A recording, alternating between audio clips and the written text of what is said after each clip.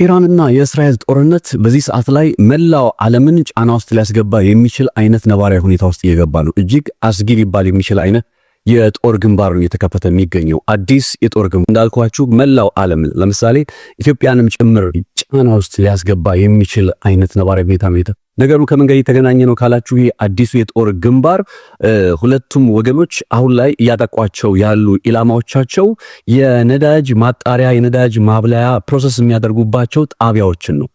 ከዚህ ጋር ተያይዞ በትላንትናው ዕለት እስራኤል በኢራን ውስጥ የሚገኝ በጣም የሚገርማችሁ በጣም ግዙፍ የሆነ ምናልባትም ደግሞ ያለው የክምችት አቅም ለ13 ዓመታት ያክል የዓለምን የኢነርጂ ወይም የኃይል ፍላጎት መመለስ የሚችል አይነት ክምችት አለበት የሚባል ስፍራ ነው።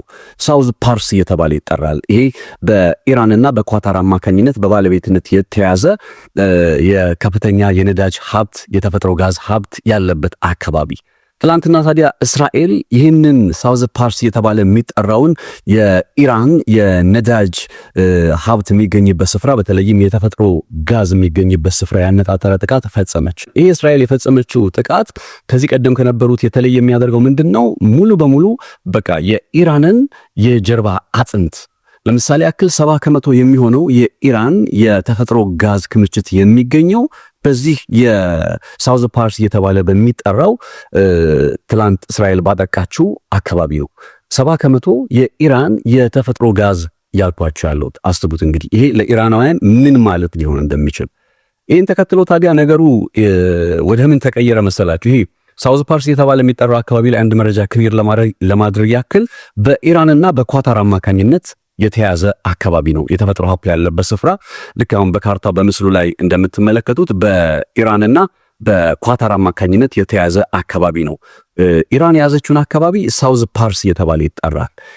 በኳታሮች ደግሞ የተያዘው አካባቢ ዘ ኖርዘርን ፊልድ ወይም ሰሜናዊው ጣቢያ እየተባለ ይጠራል ማለት ነው። እንግዲህ ኢራን በትላንትናው ዕለት በእስራኤል አማካኝነት ይህ 70% የሆነ የተፈጥሮ ጋዝ ፕሮሰስ የምታደርግበት ጣቢያ ሲመታ የአጸፋ ምላሽ አድርጋ የወሰደችው ነገር ምንድነው? ከዛው ጎረቤት የሚገኘውን ግማሹን የተፈጥሮ ጋዝ ክምችት አለ ያልኳችሁን በኳታር የተያዘውን አካባቢ ያነጣጠረ ጥቃት ነው የፈጸመችው።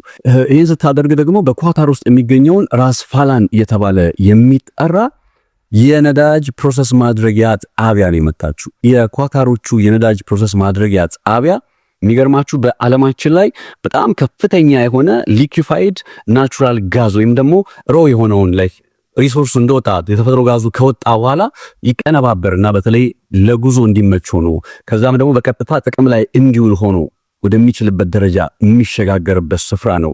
ዓለማችን ግዙፍ የሆነ ኤልኤንጂ የሚባል ሊኩፋይድ ናቹራል ጋዝ የተባለውን ፕሮሰስ የሚያደርጉበት ጣቢያቸው ነው ኳታሮች። ኢራን በእስራኤል ለተፈጸመባት ጥቃት የፈጸመችው የአጸፋ ምላሽ የመጀመሪያ ኢላማ ያደረገው ይህንን በኳታር ውስጥ የሚገኘውን ራስ ፋላን የሚባለውን የነዳጅ ፕሮሰስ ማድረግ የዓለማችን ግዙፉ ኤልኤንጂ የሚወጣበትን ጣቢያ ነው ማለት ነው። አስቡት እንግዲህ በዚህ ደረጃ በዓለማችን ግዙፍ የሆነ ሀብት ያለበት ስፍራ እንዲህ ሲመታ እንዲህ ሲጎዳ በዓለም ላይ የሚፈጠረው የተፈጥሮ ጋዝ ጥያቄ መልስ ማጣት ጉዳይ እንዴት ጫና ሊፈጠር እንደሚችል ማለት ነው። ነገሩ በዚህ አላበቃም። ኢራኖች ምን አይነት መርህ አስቀምጠዋል? የኛን የነዳጅ ጣቢያዎች የኛን የተፈጥሮ ጋዝ ጣቢያዎች አነጣጥራችሁ የምትመቱ ከሆነ የእናንተንም ኢላማ አድርገን እንመታለን ሲሉ ገልጸው ነበር። በዚሁ አግባብም ነው እንግዲህ ኳታር ውስጥ ያለውን የመቱት። በኳታር ብቻ አልቆሙም፣ ወደ ሳውዲ አረቢያ ፊታቸውን አዙረው በሳውዲ አረቢያ ውስጥ የሚገኘው አርማንኮም እንዲሁ በዛሬው ዕለት በኢራን የአየር ላይ ጥቃት ደርሶበታል፣ ጋይቷል። የሳውዲ አረቢያ በውጭ ጉዳይ ሚኒስትሯ ፕሪንስ ፋዝል ቢን ፋራህ አልሱድ አማካኝነት ማለት ነው በኢራን በተፈጸመባት ጥቃት ጉዳይ ላይ በሰጠችው ምላሽ ምንድን ነው ያለችው? በአስገዳጅ የሆነ ሁኔታ እየተፈጠረ ነው፣ የአጸፋ ምላሽ ለመስጠት የምንገደድበት ሁኔታ እየመጣ ነው። እንግዲህ አቅማችን በላይ ከሆነ ተገደንም ቢሆን በኢራን ላይ የአጸፋ እርምጃ ለመውሰድ እንግዲህ እንገደዳለን ሲሉ ገልጸዋል። ምን ማለት ነው? ኢራንን እናጠቃለን ማለት ነው። ገብቷቸዋል አይደል? ይሄ ደግሞ ሊያመጣ የሚችለው ሌላ ከነዳጅና ከተፈጥሮ ጋዝ ጋር ተያይዞ ሊያመጣ የሚችለውን ጫና አስቡት። ነገሩ በዚህ በሳውዲ አረቢያ አላበቃም፣ በኳታርም አላበቃም። ወደ ሃይፊያም ተመልክታለች ኢራን። በዛሬው ዕለት ከጥቂት ሰዓታት በፊት የተመለከቱት አንድ መረጃ እንደሚያሳየው ሃይፋ የተባለ የሚጠራው የእስራኤል በጣም ስትራቴጂካዊ የሆነ ከተማ ነው። ከኢራን አንጻር እጅግ በጣም ሩቅ ሊባል የሚችል ነው።